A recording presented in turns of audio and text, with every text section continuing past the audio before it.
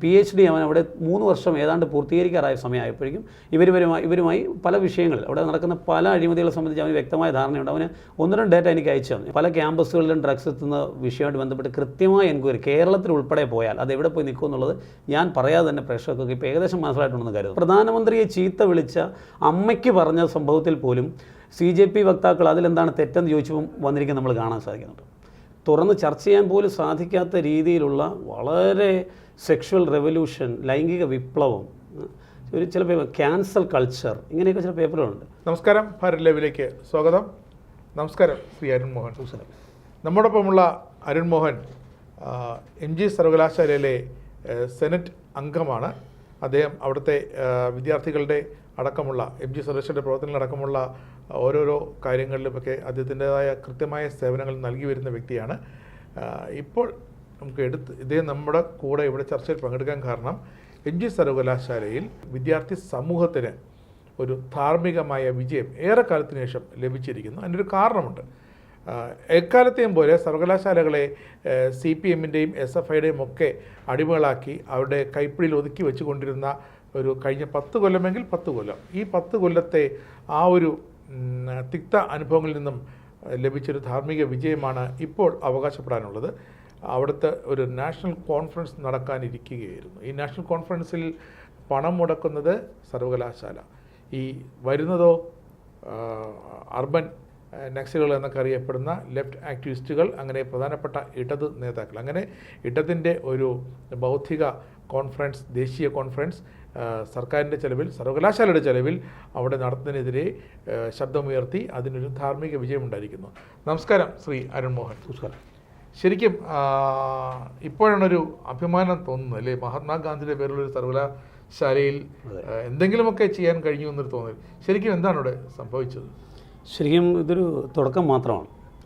മഹാത്മാഗാന്ധി സർവകലാശാലയിൽ നിന്ന് മാത്രമല്ല, കേരളത്തിലെ 14 സ്റ്റേറ്റ് യൂണിവേഴ്സിറ്റീസ് ഉണ്ട്. ഈ സർവകലാശാലകളിലെല്ലാം ഇടതുപക്ഷത്തിൻ്റെ സിൻഡിക്കേറ്റ്, സെനറ്റ് ഒക്കെ ഉള്ള സമയത്ത് അവരുടെ ആ ഒരു സംവിധാനത്തിനുള്ളിൽ അവരുടെ ചൊൽപ്പടിക്ക് നിൽക്കുന്ന ഒരു വൈസ് ചാൻസലറൊക്കെ വരുന്ന സമയത്ത് പലതവണയും ഇങ്ങനെ അവരുടെ രാഷ്ട്രീയ അജണ്ടകളെ ബോധപൂർവം സർവകലാശാലകളിൽ കുത്തി നിറയ്ക്കുന്നതിനുള്ള പരിശ്രമം അവർ നടത്താറുണ്ട്. നമ്മളിത് SFI മാത്രമായിട്ട് ചുരുക്കി കാണേണ്ട ഒരു വിഷയമല്ലത്. അവരുടെ അധ്യാപക സംഘടനയുണ്ട്, അവരുടെ എംപ്ലോയീസ് യൂണിയനുണ്ട്, എല്ലാ സർവകലാശാലകളിലും വളരെ ശക്തമാണ് താനും. ഇവരെല്ലാം ചേരുന്നൊരു കോക്കസാണ് സർവകലാശാലകളെ നിയന്ത്രിച്ചുകൊണ്ടിരിക്കുന്നത്.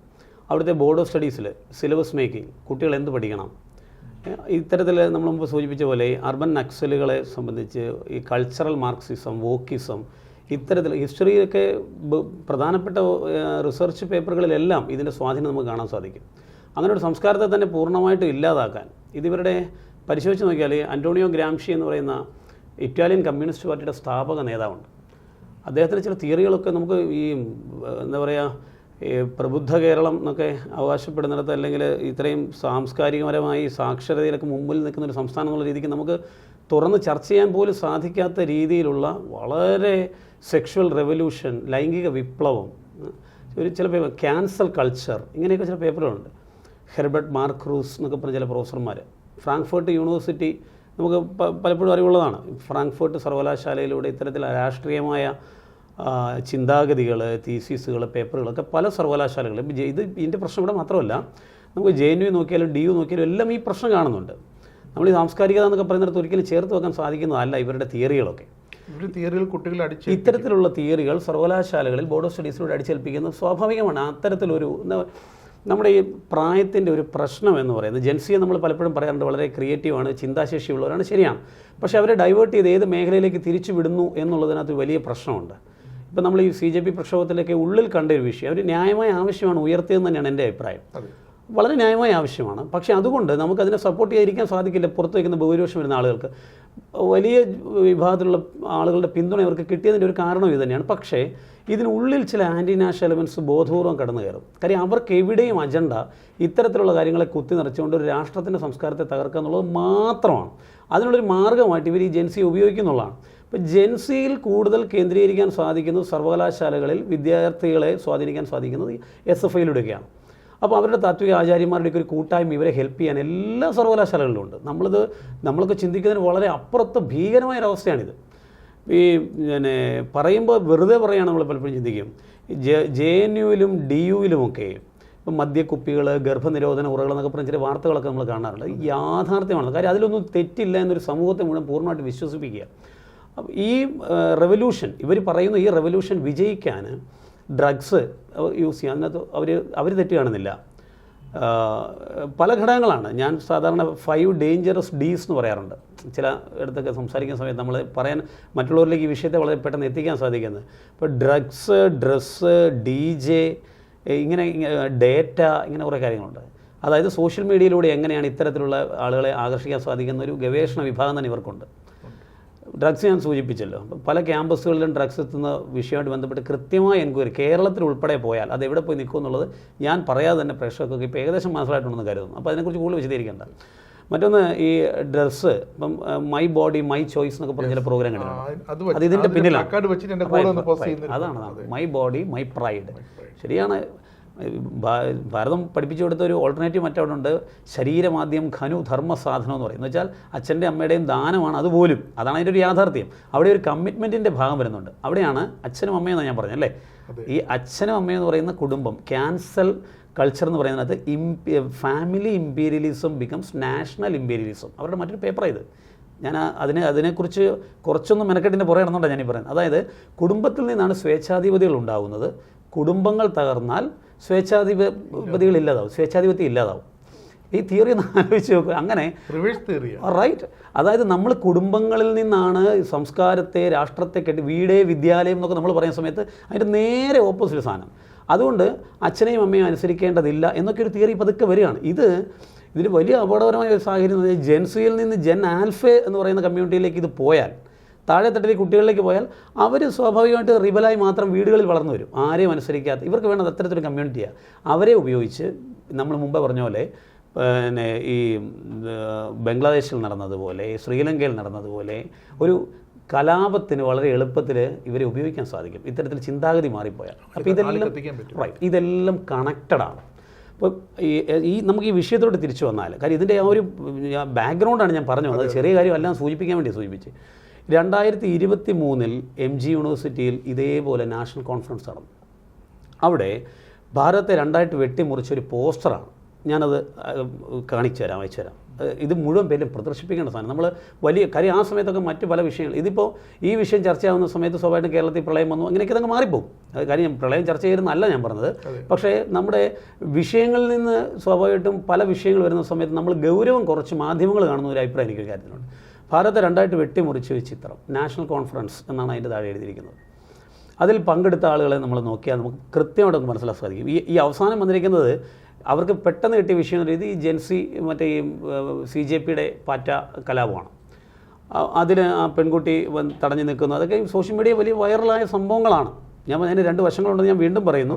അവരുടെ ആവശ്യം ന്യായമാണെന്ന് പറഞ്ഞുകൊണ്ട് തന്നെ പറയട്ടെ, ഇതിനുള്ളിലെ ആൻറ്റി നാഷണൽ എലമെൻസിനെ കൃത്യമായിട്ട് പ്രൊജക്റ്റ് ചെയ്ത് കാണിക്കാൻ വേണ്ടിയിട്ട് അത് ശരിയായിരുന്നു, അതിൽ തെറ്റില്ല. ഇപ്പോൾ പ്രധാനമന്ത്രിയെ ചീത്ത വിളിച്ച അമ്മയ്ക്ക് പറഞ്ഞ സംഭവത്തിൽ പോലും CJP വക്താക്കൾ അതിലെന്താണ് തെറ്റെന്ന് ചോദിച്ചപ്പോൾ വന്നിരിക്കാൻ നമ്മൾ കാണാൻ സാധിക്കുന്നുണ്ട്. കാര്യം ഇത് അവരുടെ മുഴുവൻ ആവശ്യം അംഗീകരിച്ച് കഴിഞ്ഞു. ഞാൻ എൻ്റെ ഒരു കാഴ്ചപ്പാട് പറയുന്നത്, അവരുടെ മുഴുവൻ ആവശ്യം അംഗീകരിച്ച് കഴിഞ്ഞു. ഇപ്പോഴും അവർ കൃത്യമായി ഇങ്ങനെ ഈ സോഷ്യൽ മീഡിയയിലൂടെ എങ്ങനെ അവഹേളനം തുടരാം എന്ന കാര്യം വലിയൊരു നീക്കം തന്നെയായിരുന്നു. അത് പൂർണ്ണമായി അംഗീകരിച്ച ആ കലാപത്തെ ഇല്ലായ്മ ചെയ്തെന്നുള്ള അഭിപ്രായക്കാരനാണ് ഞാൻ. പലരും പറയാറുണ്ട് അത് ശരിയായില്ല അല്ലെങ്കിൽ എന്നൊക്കെ പല അഭിപ്രായങ്ങളും പറയുന്നത്. അതെന്തോ ആയിക്കോട്ടെ, അതിൻ്റെ മാനം പലതും ആയിക്കോട്ടെ. ഈ കുട്ടികളെന്ന് പറയപ്പെടുന്ന വിഭാഗത്തെ അതെ എങ്ങനെ കൈകാര്യം ചെയ്യണമെന്നുള്ളൊരു തന്ത്രപരമായൊരു നീക്കമായിരുന്നു ആ സമരം അവസാനിപ്പിച്ചത്. അതെ. അല്ല, അത് ഞാനതുകൊണ്ടാണ് പറഞ്ഞത്. ഇത് ഇതേ വിഷയത്തിൽ തന്നെ മറിച്ച് അഭിപ്രായം ഇല്ലായ്മയല്ല. എനിക്ക് മറ്റൊരു അഭിപ്രായം കൂടിയുണ്ട്. കാര്യം ചില കൃത്യമായ തീരുമാനങ്ങൾ കൃത്യമായ സമയത്ത് എടുക്കുന്നതിൽ നമ്മുടെ ഈ വലിയ സിസ്റ്റത്തിന് എന്ത് സംഭവിച്ചു എന്നൊരു ചെറിയ ആശങ്ക എനിക്കുണ്ട്. അത് പരിഹരിച്ചേക്കാം. അത്രയും വലിയൊരു സംവിധാനം സ്വാഭാവികമായിട്ടും ഇപ്പോൾ നിലവിൽ നമ്മുടെ രാഷ്ട്രത്തിനുണ്ട്. അത് പരിഹരിച്ചേക്കാം. പക്ഷേ ഇങ്ങനെയുള്ളവർക്ക് അവസരം ഒരുക്കി കൊടുക്കാനുള്ള സാഹചര്യത്തെക്കുറിച്ചിട്ടാണ് ഞാൻ സൂചിപ്പിച്ചത്. എന്തെങ്കിലും കാര്യം അവസരം ഒരുക്കുക പറഞ്ഞാൽ അത് ഒരു വലിയ തെറ്റെന്നുള്ള രീതിയിലല്ല, അങ്ങനെ വ്യാഖ്യാനിക്കരുത്. എന്തിനേയും യൂസ് ചെയ്യാൻ തയ്യാറായി വലിയൊരു വിഭാഗം ഭാരതത്തിൽ ഇങ്ങനെ സർക്കാരിനെതിരെ നിൽക്കുന്നു എന്നുള്ളൊരു ജാഗ്രതയിൽ സർക്കാരിൻ്റെ ഭാഗത്ത് കുറവുണ്ടായിട്ടുണ്ടോ എന്നുള്ളൊരു ആശങ്ക മാത്രമാണ് ഞാൻ പ്രകടിപ്പിച്ചത്. ചിലപ്പോൾ അത് പക്ഷേ തിരിച്ചറിഞ്ഞ് കണ്ടേക്കാം, അത് പരിഹരിക്കാനുള്ള മാർഗ്ഗങ്ങൾ ആലോചിക്കുന്നുണ്ടാവാം. പക്ഷേ ഇതിൻ്റെ മറ പിടിച്ചിട്ട് ക്യാമ്പസുകളിലേക്ക് ഇത്തരം വർഗീയപരമായ പരാമർശങ്ങളെ ബോധപൂർവം കൊണ്ടുവന്ന് അർബൻ നക്സലിറ്റ് ആശയങ്ങളെ കൊണ്ടുവന്നുകൊണ്ട് ഒരു സെമിനാറിന് ഇത് മറയാക്കുന്നതാണ് നമ്മുടെ പ്രശ്നം. തീർച്ചയായിട്ടും അത് ചോദ്യം ചെയ്യപ്പെടേണ്ടതാണ്. ആ സെമിനാറിൽ സംസാരിക്കുന്നത് നമുക്കറിയാം, ഈ പൊതുവേ നമ്മൾ പറയാറുണ്ടല്ലോ, ഈ അർബൻ നക്സലുകൾ എന്നുള്ള വേർഡ് മാത്രം കൊണ്ട് പറഞ്ഞാൽ കൾച്ചറൽ മാർക്സിസ്റ്റുകൾ, വോക്കിസ്റ്റുകൾ, ഏത് പേര് വേണം അവരെ വിശേഷിപ്പിക്കാം. ഇങ്ങനെയുള്ള ലേഖനങ്ങളിലൂടെയൊക്കെ കേരളത്തിൽ വളരെ ഇടതുപക്ഷത്തിൻ്റെ ഏറ്റവും ചേർന്ന് നിൽക്കുന്ന KR മീര ഉദ്ഘാടകയായിരുന്നു. നാഷണൽ കോൺഫറൻസിൽ കുട്ടികളുമായി അക്കാദമിക കാര്യങ്ങൾ ചർച്ച ചെയ്യേണ്ടുന്ന വേദിയിൽ സർവകലാശാല കൊടുക്കുന്ന പണം ഉപയോഗിച്ച് UGC ഫണ്ട് യൂസ് ചെയ്തിട്ട് KR മീര ഉദ്ഘാടനം ചെയ്യുന്നു എന്ന് പറയുമ്പോൾ തന്നെ അതിൻ്റെ പിന്നിലുള്ള കാര്യം നമുക്ക് മനസ്സിലാക്കണം. മറ്റൊന്ന്, അരുന്ധതി ചുംബന സമര നായികയായിരുന്നു. ഞാൻ മുമ്പ് പറഞ്ഞ സെക്ഷുവൽ റെവല്യൂഷനും ഈ പറയുന്ന തിയറികളും ഇവർ മുമ്പോട്ട് വെക്കുന്ന സെമിനാറുകളുമൊക്കെ എന്തിനു വേണ്ടിയാണ് എന്നുള്ളത് വളരെ വ്യക്തമാണ്. അതിൽ പങ്കെടുക്കുന്ന എക്സ്പേർട്സ് എന്ന് അവർ വിശേഷിപ്പിക്കുന്ന ആളുകൾ ആരൊക്കെയാണെന്ന് നോക്കിയാൽ മാത്രം മനസ്സിലാവും. അപ്പോൾ അത് തടയേണ്ടതാണ്, അല്ലെങ്കിൽ അത് യൂണിവേഴ്സിറ്റി ചെലവിൽ നടത്താൻ പാടില്ല എന്നുള്ളതാണ്. സെനറ്റ് മെമ്പർ എന്നുള്ള രീതിക്ക് സ്വാഭാവികമായിട്ട് സെനറ്റിലെ ബാക്കിയുള്ള അംഗങ്ങളുടെ എല്ലാം ഒരു കൂട്ടായ്മയോട് കൂടി, കാര്യം വലിയ ദേശീയ ചിന്താഗതിയുള്ള ആളുകൾ സെനറ്റിലേക്ക് വന്നു എന്നുള്ളത് യാഥാർത്ഥ്യമാണ്. സ്വാഭാവികമായിട്ടും നമ്മളത് ചോദ്യം ചെയ്തില്ലെങ്കിൽ നാളെ ആര് ചോദ്യം ചെയ്യും? സർവകലാശാലകൾ രാഷ്ട്രീയ മുക്തമാവുക തന്നെ വേണം. അവിടെ ദേശീയ കാഴ്ചപ്പാടോടുകൂടി പ്രവർത്തിക്കണം. ദേശീയ കാഴ്ചപ്പാടെന്ന് പറയുന്ന സമയത്ത് രാഷ്ട്രത്തെ ഒന്നായി കാണുന്ന, അല്ലെങ്കിൽ ഇത്തരത്തിലുള്ള വിഘടന ശക്തികൾക്ക് എന്തിൻ്റെ പേരിലായിക്കോട്ടെ, അത് ലാംഗ്വേജിൻ്റെ പേരിലാവാം, ജാതിയാകാം, മതമാകാം, രാഷ്ട്രീയമാകാം, ഒന്നിൻ്റെയും പേരിൽ അങ്ങനെ മാറിക്കണം. മികവിൻ്റെ കേന്ദ്രങ്ങളാണ് നമ്മുടെ സർവകലാശാലകൾ. അങ്ങനെ ആകേണ്ടതും. അവിടെ നടക്കേണ്ടത് അക്കാദമികപരമായ ചർച്ചകളാണ്. രാഷ്ട്രീയം ചർച്ച ചെയ്യാൻ പാടില്ലെന്ന് ഞാൻ പറയുന്നില്ല. രാഷ്ട്രീയം ചർച്ച ചെയ്യാൻ എവിടെയാണ്? ഈ CJP പ്രക്ഷോഭത്തിനുള്ളിലെ ആൻറ്റി നാഷണൽ എലമെൻസിനെ കുറിച്ച് ചർച്ച ചെയ്യാൻ ഒരാളെ വിളിക്കുന്നു. അപ്പം നമ്മൾ ചില മീഡിയ പ്രവർത്തകരോട് പറയേണ്ട കാര്യമില്ലല്ലോ. അങ്ങനെ ബാലൻസ്ഡായ ഒരു ചർച്ചയാണെങ്കിൽ വിദ്യാർത്ഥികൾക്ക് ഇതിലേത് സ്വീകരിക്കണം എന്നുള്ളൊരു ആശയം കിട്ടും, അല്ലേ? ഇത് ഒരാശയം മതി എന്നുള്ള MG സർവകലാശാലയിൽ മറ്റൊരു കേരളയിൽ കാണുന്ന പോലൊക്കെ തന്നെ മറ്റൊരു വിദ്യാർത്ഥി പ്രസ്ഥാനത്തിൻ്റെ കൊടിയോ ബാനറോ ഒന്നും നമുക്ക് കാണാൻ സാധിക്കില്ല. വെച്ചാൽ രണ്ടാമത്തെ ദിവസം അടിച്ച് പറിച്ച് കളയാം. കാര്യം SFIയുടെ ഒരു പൊതു നേച്ചർ നമുക്കറിയാമല്ലോ. എല്ലാ സർവകലാശാല അവരെവിടെയുണ്ടോ അവിടെയെല്ലാം ഈ പറയുന്ന ഫാസിസത്തെ എതിർക്കുന്നു എന്ന് പറയുകയും സ്വാതന്ത്ര്യം, ജനാധിപത്യം, സോഷ്യലിസം എന്നൊക്കെ അവരുടെ ഫ്ലാഗിൽ എഴുതി വെച്ചിട്ട് അവർ പ്രവർത്തിക്കുന്നത് എന്താണ് നമ്മൾ കണ്ടുകൊണ്ടിരിക്കുന്നതാണല്ലോ. ഇത് കുത്തി നിറയ്ക്കാൻ വേണ്ടി, അതായത് താല്പര്യമില്ലാത്ത കുട്ടികളെ കൂടി വലിച്ചിറക്കിയിട്ട് സമരത്തിന് കൊണ്ടുപോകുന്ന പല സമരങ്ങളും ഈ തിരുവനന്തപുരം സാക്ഷിയാണ്. അതിനൊക്കെ എന്നെ ഇപ്പോൾ ഈ സെനറ്റ് മെമ്പർ ആയതിനു ശേഷം ബന്ധപ്പെട്ടിട്ടുള്ള എത്രയോ കുട്ടികളാണെന്നറിയാം, ഒരു പഠനം പകുതിയാക്കി സർവകലാശാലയിൽ നിന്ന് ഇറങ്ങി പുറത്തു പോയവരുണ്ട്. എന്നുവെച്ചാൽ ഇത്തരം ഇവരുടെ നീക്കങ്ങളെ ഒരു വിദ്യാർത്ഥി എന്നുള്ള രീതിക്ക്, ക്രിയേറ്റീവായിട്ട് ചിന്തിക്കുന്ന വിദ്യാർത്ഥി രീതിക്ക് എതിർത്തത് കൊണ്ട് PG പഠനം പൂർത്തീകരിക്കാൻ സാധിക്കാതെ PhD പൂർത്തീകരിക്കാൻ സാധിക്കും. ഇന്നിപ്പോൾ ഞാൻ അത്ഭുതപ്പെട്ടു. ഈ നമ്മൾ ചർച്ച ചെയ്യാൻ പോകുന്ന ഈ വിഷയത്തിന് വേണ്ടി ഞാൻ ഈ സ്റ്റുഡിയോയിലേക്ക് വരുന്ന സമയത്ത് ഒരു പയ്യൻ വിളിച്ചു, ഒരു ഇടുക്കിക്കാരൻ പയ്യനാണ്.